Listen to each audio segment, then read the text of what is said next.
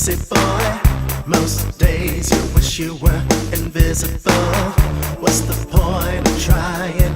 You don't fit in. They never let you forget it. Wish it would end. All you know is that you can't breathe. You got a hole in your heart where love should be. Where can you run away? How can you live a lie? You just don't recognize the light inside. But don't you ever give up, because in time it gets better, babe.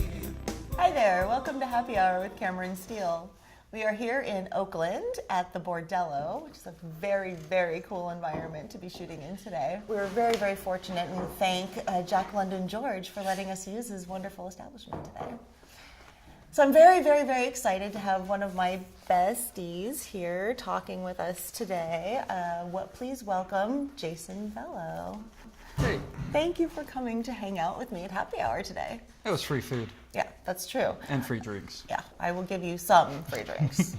Not that I've never done that before. No. And we've never, ever been to Happy Hour together before. Never. I just want to get started, but the most important thing is, what do you have to drink? Yeah. A drink, yes. I'll take champagne. I'll just have my usual Cosmo, Okay. if you don't mind. Thank you. You're welcome.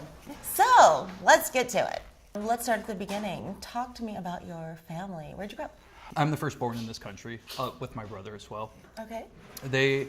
Both my parents are immigrants from a group of islands. There are 9 islands called the Azores, and all 9 islands combined, it's 245,000 people, so it's relatively small. My brother and I were both born in Boston, and then came out to California when we were young. What's it like being first generation here in America with a family from there? It's a good experience just because we're growing up so immersed in our culture. It was also a struggle because we were so Americanized and our families were not.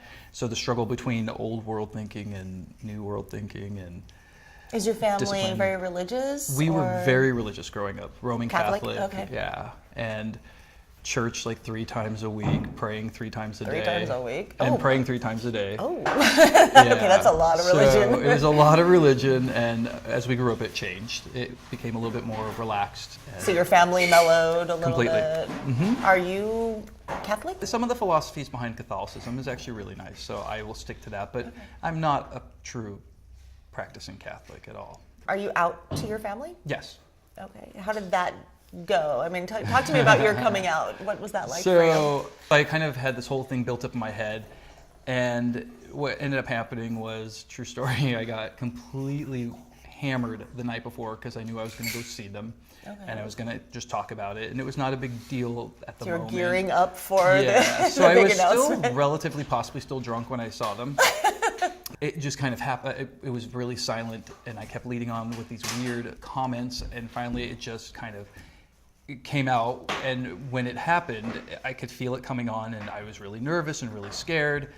And as soon as I said I'm gay, the satellite cut off on the TV. So the TV had been kind of background noise, and then, it was dead silence at the And moment you said so- I'm gay. So you had like an Ellen moment, Kind of, where yeah. it just announced. Which is typically my life. It's that whole. That definitely sounds like you. Yay! Thank you. Here's to the big "I'm gay" moment. Cheers.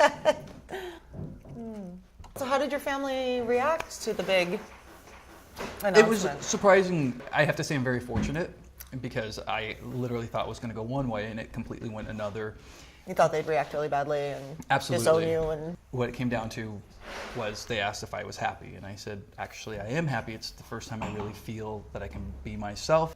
They told me I had the choice to tell people or not to tell people, okay. and to never let being gay depict who I am as a person, but how I treat other people depict me as a person. Did you have any time, around the time when you were young or later on where you felt depressed or hopeless, or whether about your sexuality or I don't know, tell me.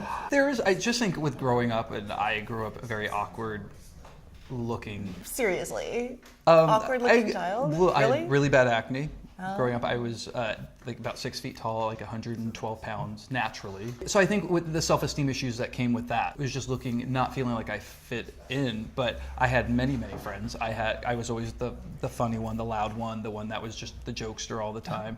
So of course, which that hasn't changed much. But No. like, I think just with that, always looking at people who I found more attractive, just people in general, men and women, that, people envied the way they look, that caused a lot of sadness and depression and feeling alone, because I just never felt like I was part of anything. Do you feel like that you've come out of those self-esteem issues now? Oh, absolutely. I mean, compared to what that was, absolutely. I mean, we all have our insecurities. We will always doubt ourselves, and if we don't doubt ourselves, then there's something wrong with us. Right. What do you think helped you get away from that? Just growing up? I cut my hair, my skin got better, I gained more weight. I also just, with age, you just start to realize that a lot of things don't matter. Talk to me about these bad relationships just a little bit, if you don't mind. I just think you can pretty much group them. I chose bad people because of the way I felt about myself, and I think I attracted those people. And so part of that, I was in a 4-year relationship and wanted, the discussion of marriage was there and was moving forward towards that. And it was just 4 years of fighting and 4 years of... And this is with a woman? With a woman, yeah. And 4 years of... It was just pure hell. And it was she just was actually ugly. abusive, She right? was very abusive, both verbally and physically. How did you get out of that? I literally snapped one day. Something in me said, no more. This is done. This is 4 years that I've wasted of my life. 4 years that I have so much anger built up and so much insecurity built up, and enough is enough. Yeah. I have lost all my friends because of this relationship. I've lost almost everything. I got to a point where I don't know what happened. I had to stop being a victim. I lost everything. So. Do you think that was a learning experience? Oh, absolutely, because it definitely taught me what I never ever want in a relationship there you again. go. So, So what about now, as far as relationships go? no, I'm very much done for the moment. Working on yourself is what we say at this point, right? Yeah. Last year was actually the first year that I was open to dating. Okay. In 5 years. Wow. So that happened, and there was some letdowns. Let's talk about something completely different. Your work.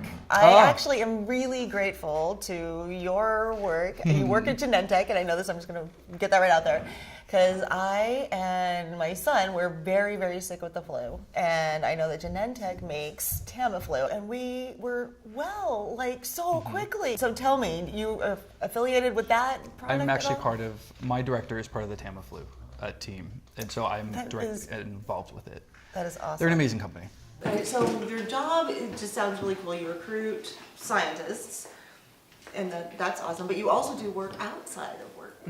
I am on the board of ambassadors for Trevor Project, which, for people who don't know what Trevor Project is, it's a 24-hour, 7-day-a-week crisis prevention, and it services LGBT youth from the ages of 12 to 23, 24, mid-20s, and it helps for a number of reasons. It could be either they're contemplating suicide, contemplating harming themselves, and we have services that they can call in, and we can give initial coaching, counseling, and we do have people who are on the phone lines who are in psychology degrees, psychology programs, and they're volunteering their time. Like trained people. Correct. Oh, there's a rigorous training that you have to go through in order to be on the phone lines. So, yeah, it's amazing, and it just services these kids that may be doubting themselves. And there's just 2 call centers in the United States. San Francisco is one of them, and we service the entire United States. And you're on I'm on the board of ambassadors, so we find ways to grow the brand and grow the awareness and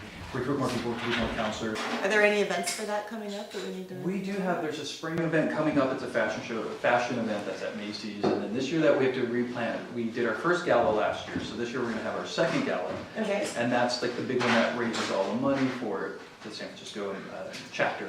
Do you see yourself in a leadership position in the gay community? Or Well, we're going through a transition now with the Trevor Project. So people are going to have to start stepping down. People are going to have to start taking those positions. So maybe, I'll be able to take a position, take a lead on a couple things, and really just get the word out there and try to see where it goes. Do you have a message that you would like to share with the straight community? If you just could talk to everybody, the world at large, what would you say? We don't want to sleep with all of you.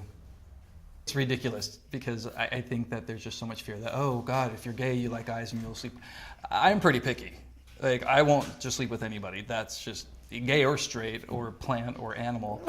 I just won't. And the thing is be very careful because you never know who at your work is gay. You don't know who at your work is straight, and you think you may know, but you don't. So you don't know who in your family is. It's not that big of a deal. Who cares? The message to the gay youth, what do you have to say to them directly? Find your allies and surround yourself with those people. And once that starts happening, you're going to see there will be another ally added on because that ally is going to talk to that other person, and then it's going to keep on growing and growing, and then you'll have a support system. And I'm going to go against the gay community right now and say, don't go out there and start acting incredibly flamboyant and doing more things to draw attention to yourself because you're angry. That's causing a problem. You're not solving anything, you're adding fuel to that fire. And it doesn't mean conform to what they look like, conform to the way they act, but just live amongst them. And don't try to create all this negative tension. So That makes sense. yeah, there's both sides. There's two sides to each story. The gay community is not a victim. You choose to be a victim, plain and simple. I'm not going to sit there and say, well, people don't like me. I've had people who I work with say, I pray for you at church because you're going to hell. And I was Lovely. like, you know what? Good for you. Thanks. Thank God, because like my karma is kind of crappy. So the more you pray, the better it gets. And you take a twist on it. You know what? Yeah, you're insulting me. Yeah, you're saying negative things. You're saying that I'm living a wrong life. I'm going to turn it around and say something funny. Well, here's to that. Oh, hell yeah. Cheers. Cheers. Thank you. Thank you so much for all your honesty and sharing these stories with us. Absolutely. And thank you. Thank you so much for coming to Happy Hour with Cameron Stiehl. You should never give up because in time it gets better, babe.